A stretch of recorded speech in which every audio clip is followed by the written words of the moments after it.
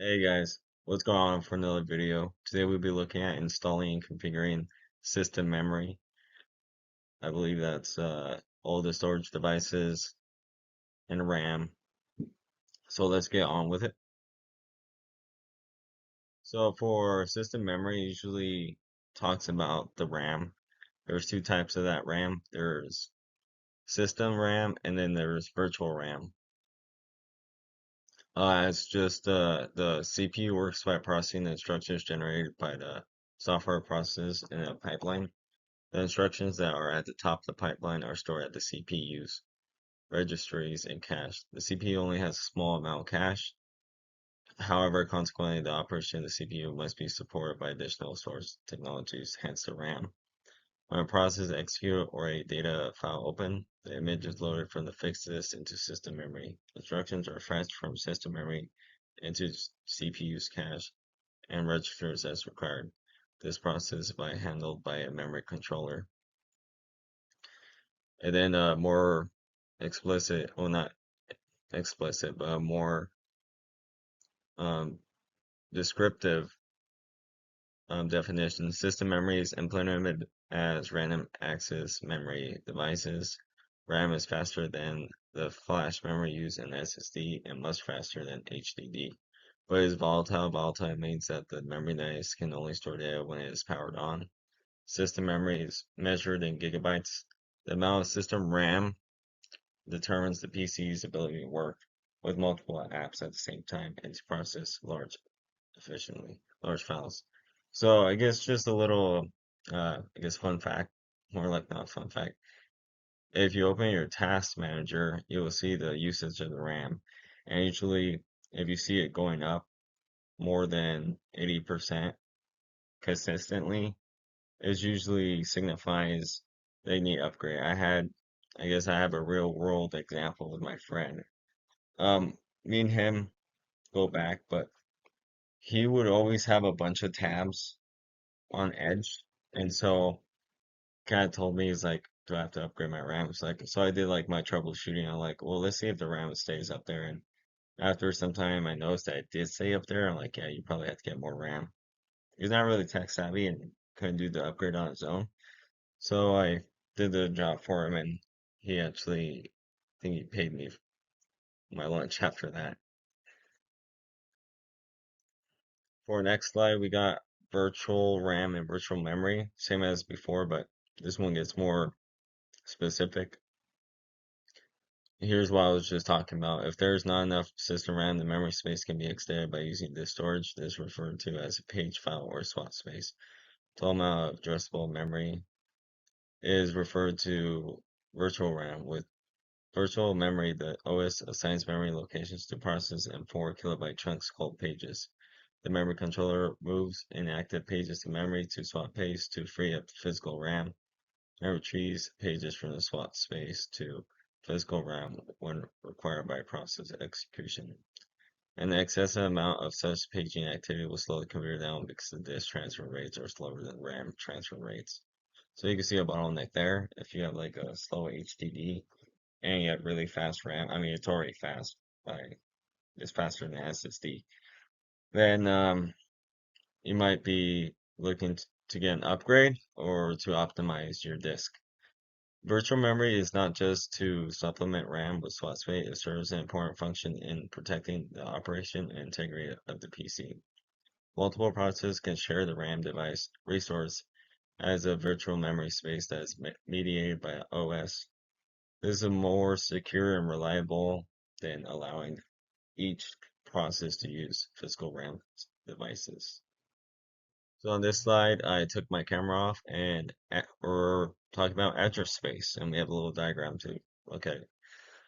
The bus between the CPU and memory controller and the memory devices consists of a data pathway and an address pathway.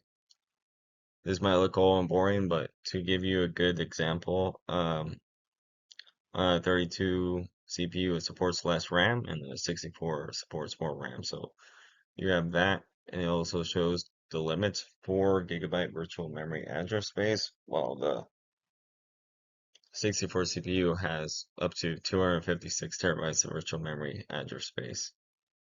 A 64-bit CPU can address more memory locations than the 32-bit CPU. The 64-bit data bus is the amount of memory that can be transferred between the CPU and the RAM per cycle. The width of the data pathway determines, how much information can be transferred per clock cycle. In a single channel memory controller configuration, the data bus is usually 64 bits wide. So if you just have one stick of RAM inside your PC or laptop, that's how much it's usually it only has 64 bits wide. The width of the address bus determines how many memory locations the CPU can keep track of, and consequently it limits to the maximum possible amount of physical and virtual memory. 32-bit CPU with a 32-bit address bus can access a 4 gigabyte address space. Why does it matter? Because a lot of programs can't run on 32. You have to get like a different version. And if you're trying to troubleshoot it, it's helpful to know what or the underlying processes where you can limit where the problem actually is. In theory, a 64 CPU could implement a 64-bit address space 16 exabytes, but most 64-bit CPUs actually use a 48-bit address bus, allowing up to 256 terabytes of memory. So as you can see, maybe like way along the future, unless like God forbid we actually have quantum computing for personal use, um, you see that this is already provisioning for the future. So our games might be more, take up more space. We might need more space. So hearing an exabyte or something higher than a terabyte isn't really surprising. On, on to so for RAM types, you're gonna have to have my camera off. We usually have them separated by their versions. So we have no, DDRSD RAM.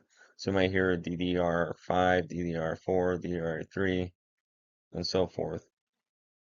So the actual name, the double date rate synchronous dynamic random access memory, that name reveals a history of PC system memory implementations from the 1990s to today.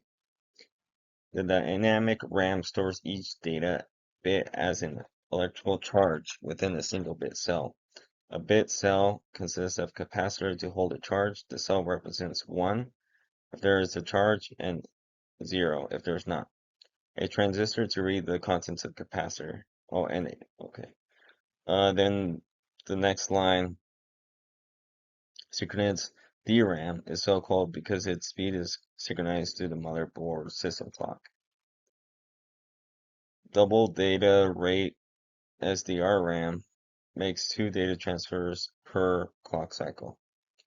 DDR memory modules are labeled using the maximum theoretical bandwidth such as PC 1600 and PC 2100 and so on. As an example of how this value is derived, consider DDR 200 PC 1600 memory.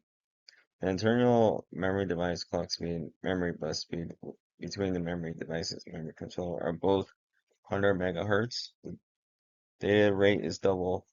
This is as there are 2 operations per clock or tick. This expressed in units called megatransfers per second, 200 MTs. This gives the DDR 200 its designation. The peak transfer rate is 1600 megabytes, which is usually calculated by the 200 MTs or megatransfers multiplied by 8 bytes, 64 bits per transfer. This gives the equivalent PC 1600 designation. 1600 megabytes is equivalent to 1.6 gigabytes. So you see there's some math whenever you're buying a RAM. If you take a number of, usually you want to get the highest number. And some of these don't really go that up too high, so you might see something that's much lower. You guys can see me again? Continue on RAM types. Here we have the three major ones, DDR3, DDR4, and DDR5. See the data rates are almost doubled after DDR4, and DDR5 doubles up again. The transfer rates are also doubled. It seems like, yeah, they're doubled. And for the maximum size, it's much different. 8 gigs for DDR3, 32 for DDR4, and 128 for DDR5. Subsequently, generations of DDR technology 2, 3, and 4, and 5 increase bandwidth by multiplying the bus speed as opposed to the speed at which the actual memory devices work. This produces scalable speed improvements without making the memory modules too unreliable or too hot. Design improvements are also increased the maximum possible capacity of each memory module. The transfer rate is the speed at which they can be moved by the memory controller. Memory modules also have internal timing characteristics expressed as values, such as 1415-15-35 CAS14. These timings can be used to differentiate performance of RAM modules that are an identical DDR type and speed. Lower values are better.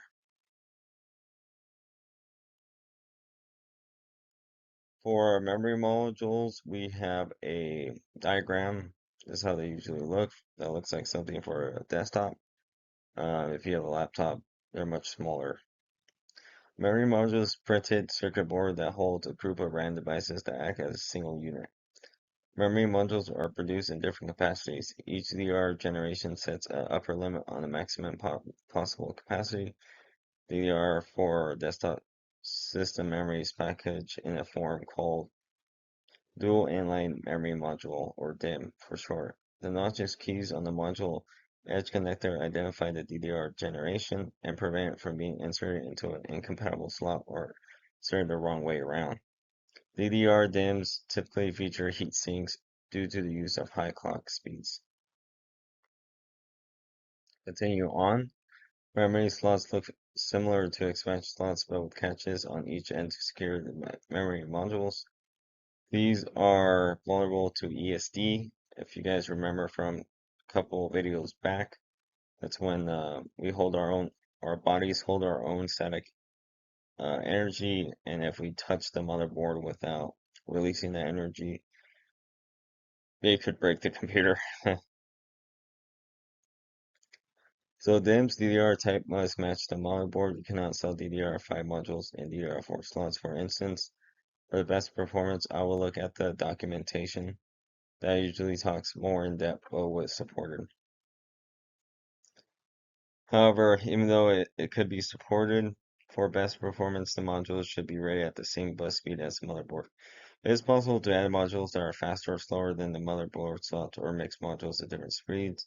However, the system will operate only at the speed that is supported by all installed components, memory modules, and controller, so this is not generally a good idea. And as I talked to, laptop runs packaged in a similar form factor called SODIMM. The memory is typically fitted slots that pop up at a 45-degree angle to allow them to be inserted and removed. So if you have one, you could probably look on the back, and you might see a little symbol that looks like a ramp stick, and it might just need like a little screw to take out, and then that's for like the most accessible type of laptop installations where you could just upgrade it. And it usually has like two clips on each side, and if you just spread them out, the thing pops up at a 45-degree angle, and you can just take it out and insert a new one at the same angle. And after you insert it, you have to press it down, and once the clips click onto it, uh, there you go. You just installed it. Here's another image of this is an image of the SODIMM. So here are the clips, and I don't think you guys can see my cursor, but you can see the sides where it looks like two circles are cut out. Multi-channel system memory. In the 2000s, increasing speed and architectural improvements of CPU technology lead to memory become bottleneck to system performance. To address this, Intel and AMD developed a dual-channel architecture for DDR. Memory controllers. Dual channel was originally used primarily on server level hardware, but is now commonly a feature of desktop systems and laptops. Single channel memory means that there is 64-bit data bus between the CPU, memory controller, and RAM devices. With a dual channel memory controller, there are effectively two 64-bit pathways through the bus to the CPU, meaning that 128 bits of data can be sent per transfer rather than 64 bits. This feature requires support from the CPU, memory controller, and motherboard, but not from the RAM devices. Originally, RAM modules are used. Ordinary RAM modules are used. There are no dual-channel DDR memory modules. You see an example, we have these two slots here. First this channel B, then B1, and then B2. Motherboard DIMM slots, dual channel, slots 1 and 3, black slots make up one channel, while slots 2 and 4, gray slots make up a separate channel. Okay, I thought I saw 2, but it's actually 4 here. DDR-X memory is sold in kits for dual channel use, but there is nothing special about the modules themselves other than being identical, and that's for good reason. For a multi-channel RAM, when comparing a dual-channel system, you'll need to consult the system documentation to identify the appropriate slots to use. A generic example, a dual-channel motherboard might have 4 DIMM slots arranged in color-coded pairs. Each pair represents one channel. For example, channel A might be color-coded orange or any color of a rainbow, and another color for channel B. And each slot in that pair represents one of the two sockets in the channel, for example, A1 and A2. Look more on multi-channel. If only 4 gigabyte modules are available to enable dual channel, the modules must be installed in socket 1 of each channel. A1 and B1, for instance. This pair of modules must be identical in terms of clock speed and capacity. Ideally, other characteristics such as timing and latency should be identical too. If they are not, the lowest worst performing values are used. Dual channel mode may also need to be enabled via the PC's firmware system setup program. There is no consistent approach to this labeling and color coding. Some vendors use the same color for each channel, some use different color. Some motherboards might require socket 1 to be populated first, others might recommend using socket 2 first. And again, always consult the system documentation. I heard many people who did not do that and they rebought it and they tried to install it and they were wondering why, and where all that hassle could have been saved by just looking into documentation. Here we finally cover ecc-ram. Error correcting code ecc-ram is used for workstation and servers that require high level reliability. These are usually servers that move a lot of data, used for databases. Um, For each transfer, ecc-ram performs a hash calculation on the data value and stores it as an 8-bit checksum. This checksum requires an extra processor chip on the module and a 72-bit data bus rather than the regular 64-bit. The memory controller performs the same calculation and should derive the same checksum. This system can detect and correct single-bit errors and allow the PC to continue functioning normally. ECC can also detect errors of 2, 3, or 4 bits, but cannot correct them. Instead, it will generate an error message and halt the system. So you can see it's more like a safeguard. All these factors must be considered when selecting memory for a system. Both the motherboard and CPU must support ECC operation for it to be enabled. Most motherboards support either UDIMMs or RDIMMs, but not both. I have seen that on the exam asking it would give you like a situation, say like, are you allowed to use UDIMMs and RDIMMs in the same motherboard? And it's much more complicated than that because then it refers to like non-ECC and ECC. So you can see how knowing exactly which ones are supported would help you on getting your A plus. If a motherboard does not support both UDIM and RDIM modules cannot be mixed on the same motherboard, the system will not boot if there are different types. Mixing non-ecc UDIMs and ecc UDIMs is unlikely to work. So you can see two major rules. You can't mix UDIM and RDIM, and you can't mix non-ecc um, with ecc. Although it does not mention RDIMs. Let's look at the next slide. So most types of ecc are supplied as RDIMs. We looked at a previous slide. RDIM uses an extra component to reduce the electrical load on the memory controller. This has a slight performance penalty, but makes the system more reliable.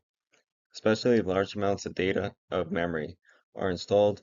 Most types of non-ecc memory are unbuffered DIMMs and some or UDIMMs, and some types of ecc-ram are packaged in UDIMMs, though this is rare. So you can see what they mean. Usually ECC means RDIMMs, and there might be a rare chance that there's a UDIMM that supports ECC, but most likely they're not. DDR5 implements a form of error checking that is internal to the module. This is not the same as ECC implemented by the memory controller, where the error information is communicated to the CPU. There are still non-ECC and ECC types of DDR5 RAM. So that was the last slide. Thank you guys for watching the video. I put my LinkedIn inside my PowerPoint. I know I haven't done a good job of putting those when I upload them, but definitely for this one I will. I'm gonna try to keep a good habit of it since there was one time where I couldn't have the PowerPoint, so I forgot to upload, and that's when I was on vacation. So you guys have a good one, and thanks for watching.